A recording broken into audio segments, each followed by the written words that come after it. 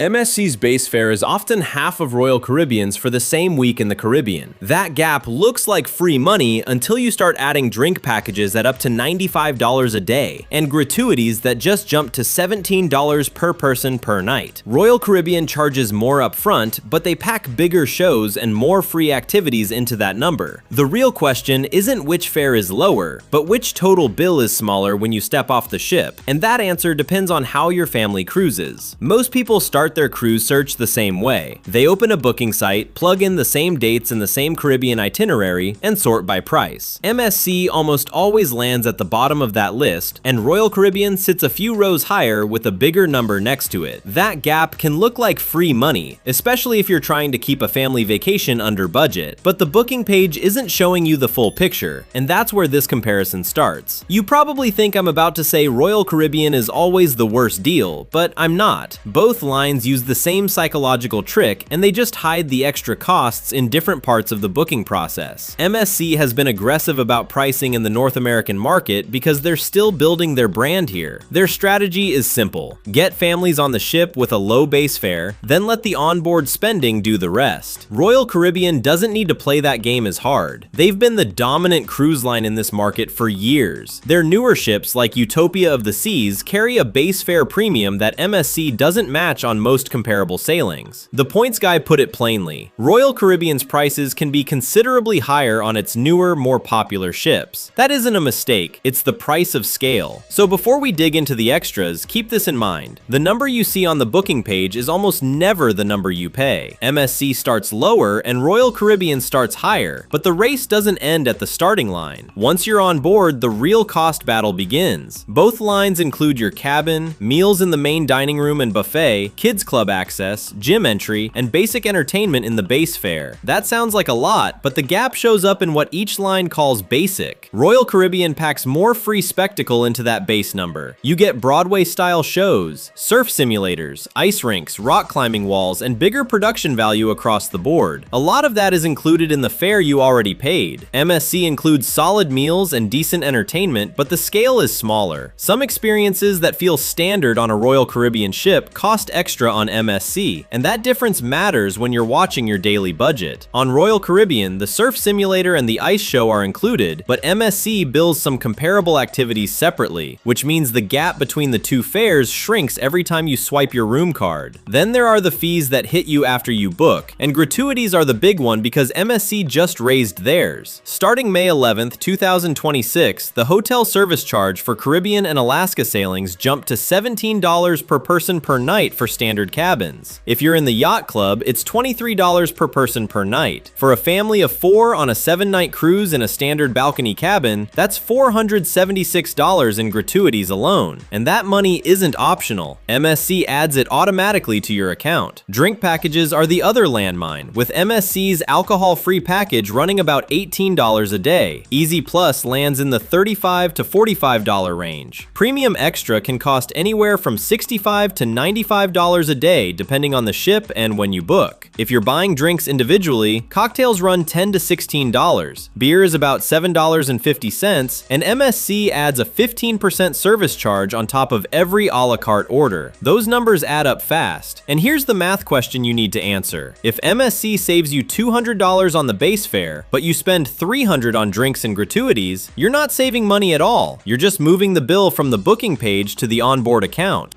Before we move on, there's one thing worth flagging. Not all cabins are priced the same, and MSC's tiers matter more than Royal Caribbean's. MSC breaks its experience into Bella, Fantastica, and Aurea. Bella is the base tier, so you get what they assign you, including your dining time. Fantastica gives you more control over cabin location and dining flexibility, which is a big deal if you don't want to be locked into a 6 p.m. or 8 p.m. slot every night. Aurea adds spa access, priority boarding, and a few extra perks that can feel like a mini upgrade without jumping to a suite. Royal Caribbean's cabin structure is more straightforward. You pick inside, ocean view, balcony, or suite, and the price scales in a fairly predictable way. There are fewer tier tricks, but there's also less granular control. And you're not choosing between 3 flavors of the same cabin, you're just moving up the ladder. Then there's the Yacht Club. It's MSC's ship-within-a-ship concept with private areas, a dedicated lounge, butler service, and included drinks. When you compare it to Royal Caribbean's suite or star class experience, the Yacht Club often comes in at a lower total cost while delivering a similar level of separation from the main crowd. If you were already thinking about a suite on either line, the Yacht Club is where MSC starts winning the value argument again, and that's the cabin tier that changes the whole equation. So the cabin tier helps, but the real difference you'll feel every day is what happens outside your room. Royal Caribbean wins on scale, plain and simple. Their ships are bigger, their shows are bigger, and their free activity list is longer. They throw in surf simulators, ice rinks, rock walls, and water parks at no extra charge. The production value is undeniable. If your family wants non-stop action from morning to night, Royal Caribbean builds that into the fare you already paid. MSC takes a different approach. The styling leans more European, which means slightly more formal dress expectations in some venues, and entertainment that is good, but smaller in scale. You're not going to find a Broadway production on an MSC ship. Instead, you'll find solid live music, decent theater shows, and a vibe that feels more like a cruise ship than a floating amusement park. In 2026, both lines are adding new hardware. MSC World Asia is in sea trials now, with delivery scheduled for late November 2026. It's LNG powered and will feature an overwater swing ride called Cliffhanger, which is Europe's first of its kind at sea. MSC is also opening Catalina Sugar Beach in November 2026, a new private beach destination off the coast of La Romana in the Dominican Republic. That gives MSC passengers a built-in beach day without paying for a separate shore excursion, which is a real cost saver on a Caribbean itinerary. Royal Caribbean's newest big ships, Utopia of the Seas and Icon of the Seas, are already operational. So if you want the absolute latest and largest, Royal Caribbean has the edge right now. Here's the honest breakdown. Royal Caribbean feels like a theme park that floats. MSC feels like a cruise ship with a European accent. Neither one is wrong, and it just depends on whether your family wants spectacle around every corner or a more relaxed pace where the food and the view do more of the heavy lifting. Royal Caribbean has surf simulators, and MSC has better espresso. Your kids will have strong opinions about which one matters more. But all of this comes down to one question. Let me show you what the real bill looks like for your family. Picture a family of 4 on a 7-night Caribbean cruise. The parents drink moderately, the kids live off soda and ice cream, and everyone wants Wi-Fi and maybe one specialty dinner. On MSC, you start with a lower base fare. Then you add gratuities at $17 per person per night, which comes to $476 for the week. You add an Easy Plus drink package at roughly $40 per day for each adult, which is another $560. Wi-Fi runs extra on both lines, and that specialty dinner adds another $40 to $60 depending on the restaurant. If your kids aren't covered by a kids sale free promotion, you're paying full fare for them too. On Royal Caribbean, the base fare starts higher, but it includes more free entertainment and bigger production shows that keep the kids busy without extra charges. If your family doesn't drink much alcohol, you might skip the drink package entirely, which suddenly makes Royal Caribbean's higher upfront cost look smarter. But if the adults plan to have a few cocktails every day, Royal Caribbean's drink package is typically higher than MSC's, and that gap can swing the total back toward MSC.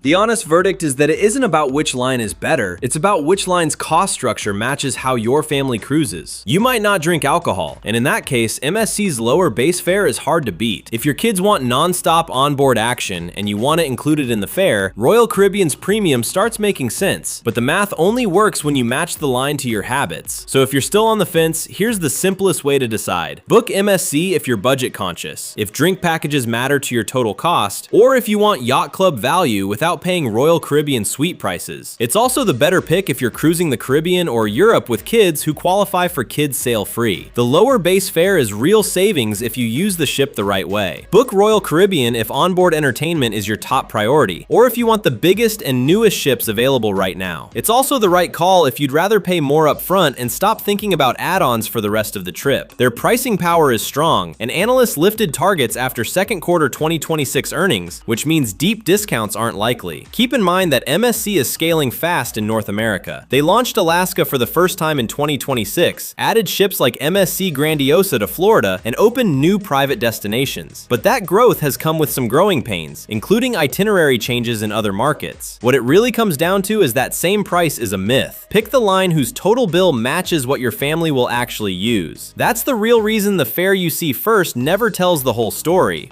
Which line would your family pick, MSC or Royal Caribbean? Drop it in the comments because the answer usually comes down to how you spend your time on board. If this helped you sort out the numbers, hit like and subscribe for new cruise breakdowns every week. And if you're looking at MSC and want to know what makes its Seaside class ships so different, check out this video on MSC Seaside class, the most unique cruise ships. Happy cruising!